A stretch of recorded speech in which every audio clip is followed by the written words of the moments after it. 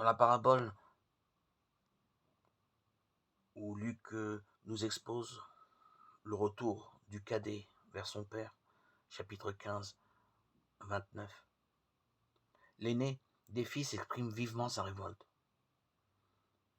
où nous dit qu'il n'a jamais désobéi aux ordres du père. Moi, je suis parfait, juste travailleur, obéissant, sérieux, économe. Et c'est pour l'autre, le voyou, que tu fais la fête.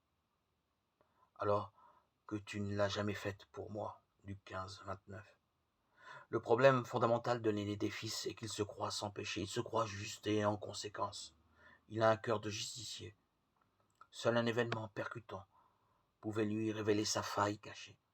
C'est ainsi que nous sommes souvent révélés à nous-mêmes. Ce sont nos réactions à une situation concrète qui vont nous éclairer sur ce qui se passe réellement en nous. L'aîné des fils symbolise notre aveuglement devant notre distorsion la plus profonde, nos résistances à vivre dans la lumière, notre bonne conscience. Il est imbu de lui-même et se dupe. Il n'a pas rencontré l'amour, probablement parce qu'il est incapable de se laisser bousculer, remettre en question. Il recherche avant tout un ordre superficiel et illusoire.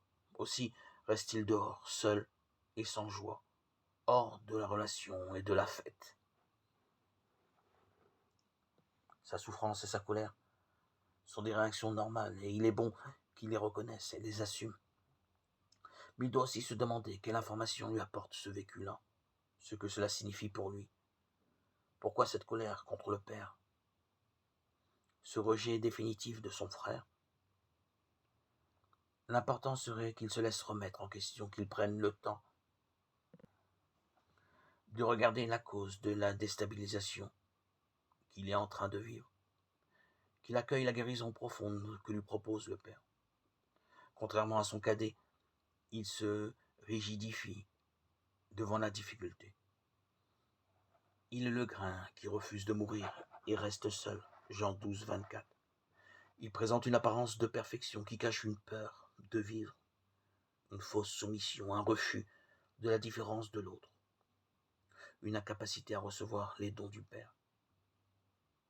Il ne sait pas que, pour entrer dans le royaume, il ne suffit pas de ne pas transgresser, qu'une autre disposition du cœur est nécessaire.